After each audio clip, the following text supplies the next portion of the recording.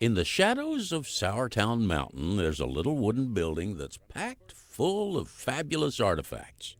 They have two things in common.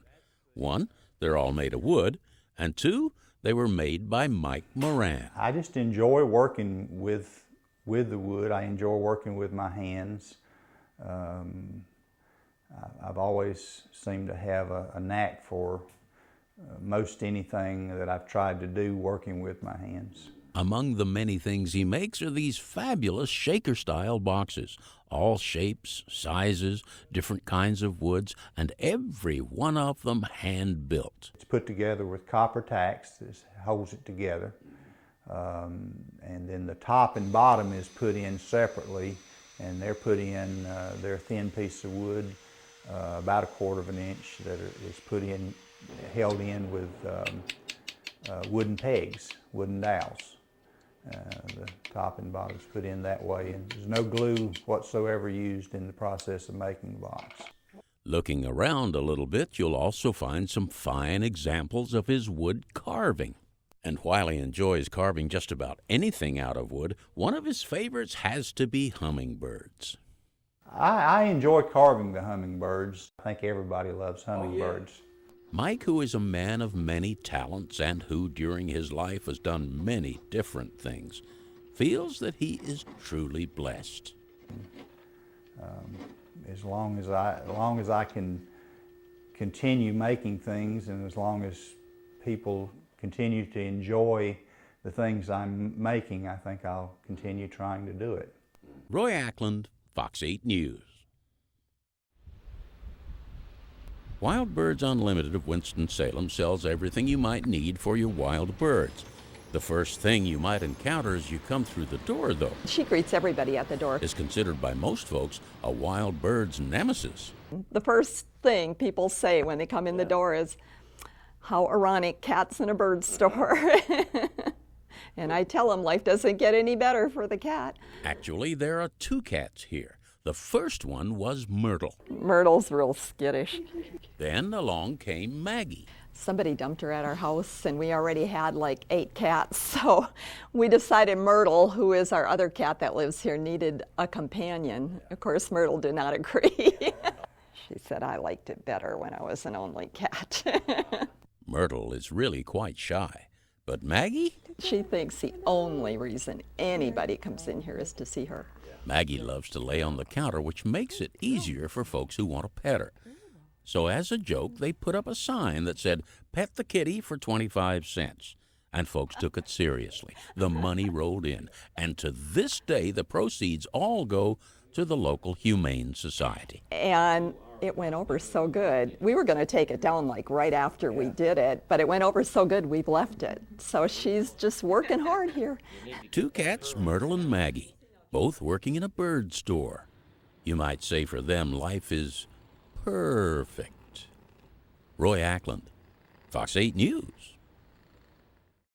Get in here, let's tune these babies up. I get real messy, Roy, back here. Sometimes I can't get nobody to clean up after me. Tom Lawson is rolling in the dough.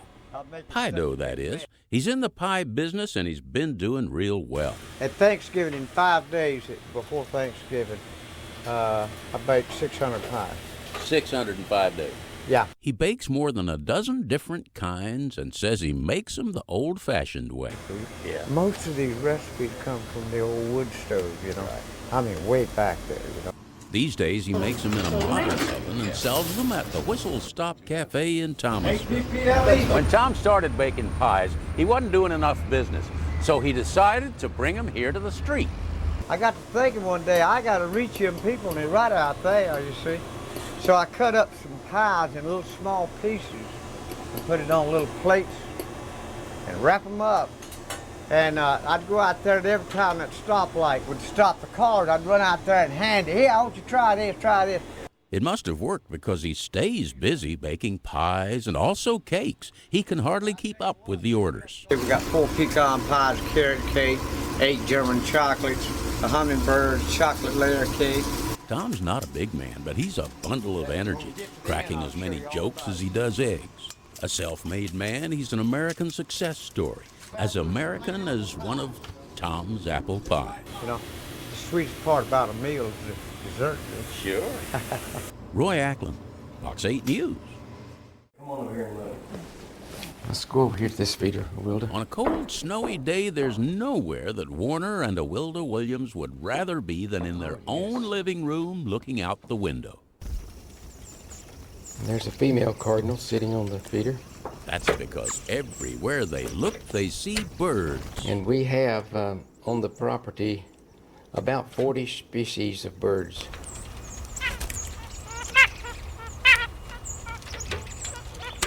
And I started feeding the birds in 1968.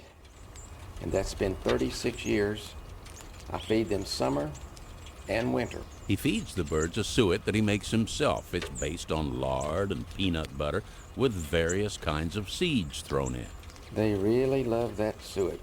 And I feed about 5 gallons of this suet, approximately 5 gallons every 3 weeks. You'll see a variety of birds here that would make any bird feeder jealous.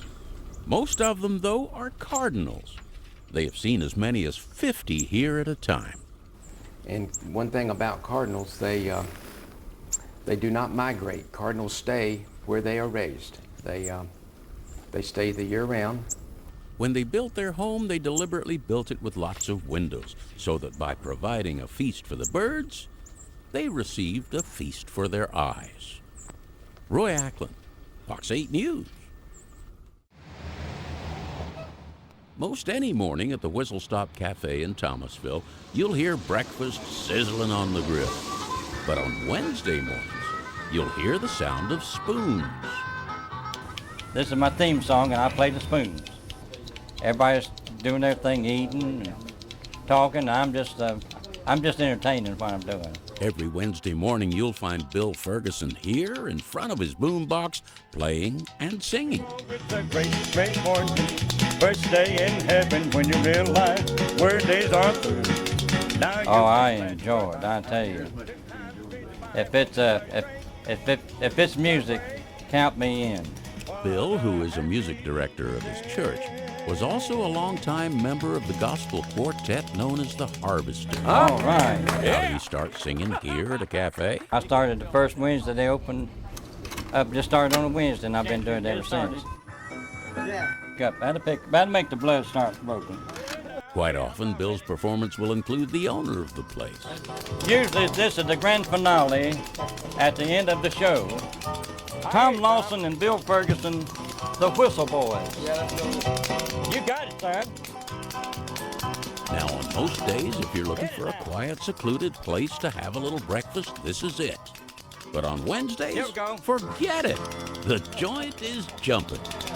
Roy Ackland, Fox 8 News. All right.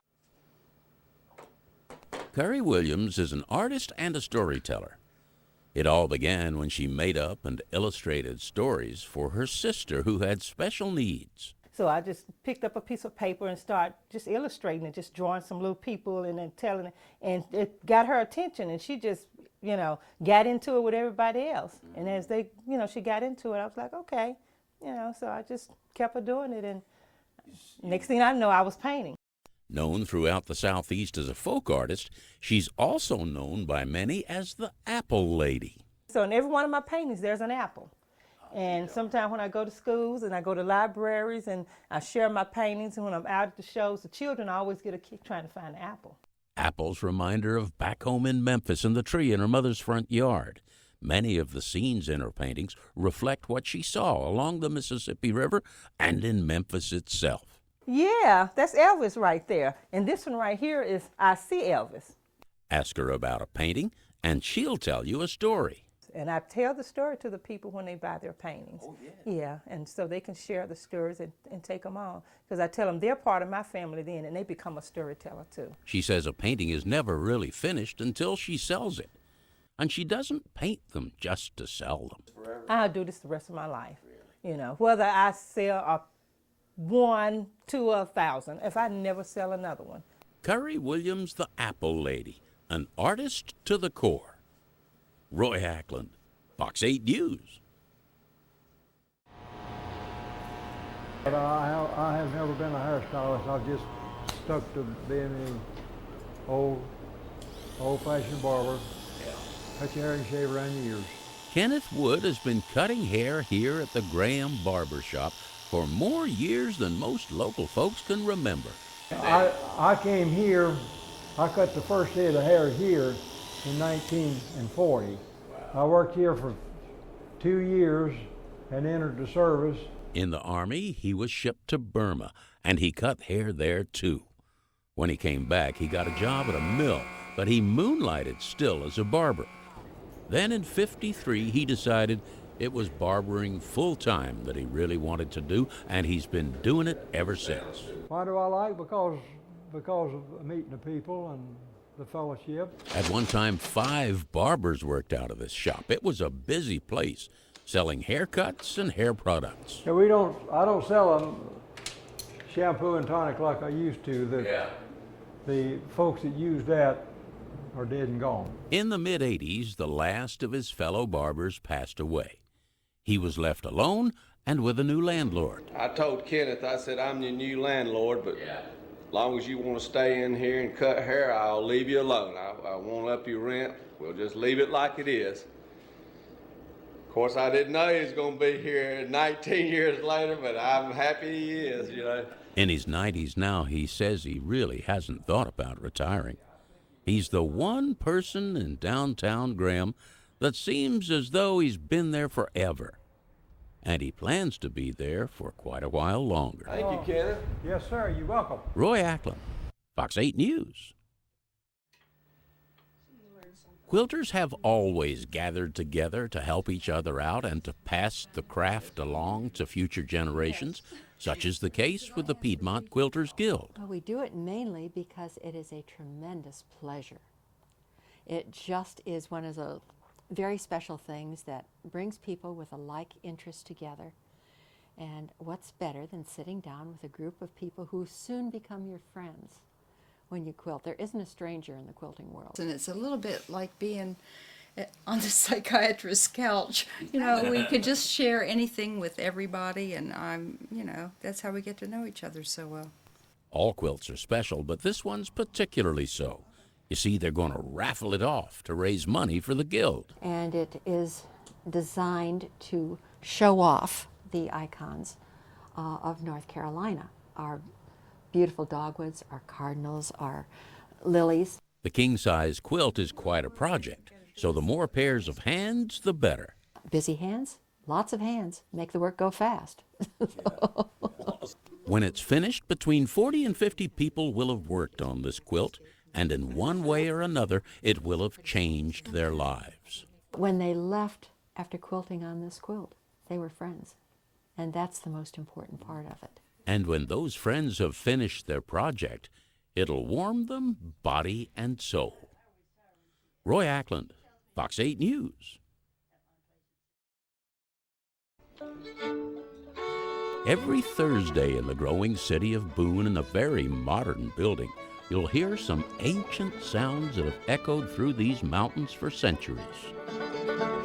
This weekly jam session at the Senior Services Center has actually been going on for years. It originally began in the community of Cove Creek. So anybody that comes and joins us belongs to the Cove Creek family.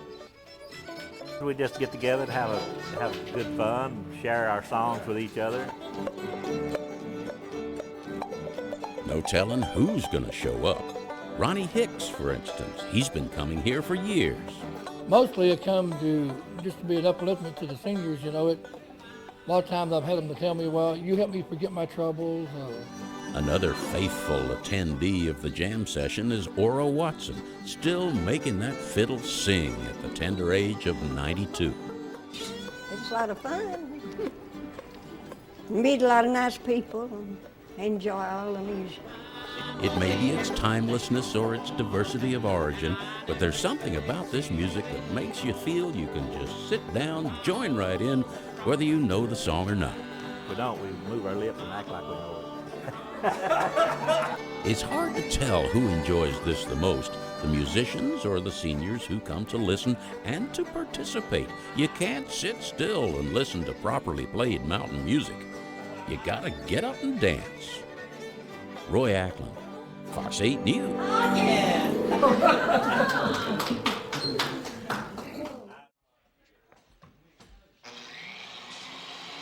I've been a carpenter since I've been 17, 18 years old. Bob Kennedy loves building things. So does his brother Dean. I was a carpenter growing up, framing houses and everything else.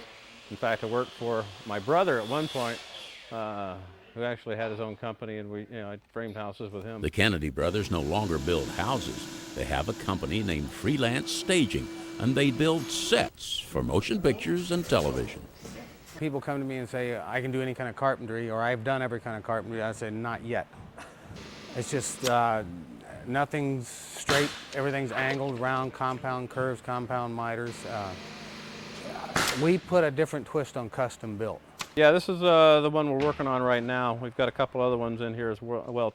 And right now they're just setting up the main portion, where we've got a wall, and we're just kind of layering up some other walls. It's all done at the shop right here in Thomasville.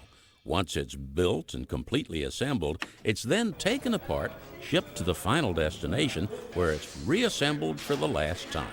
Usually it only takes us 4 to 5 days to usually install most of the sets. I'm sure you've figured out by now that this set is being built for us, here at Fox 8.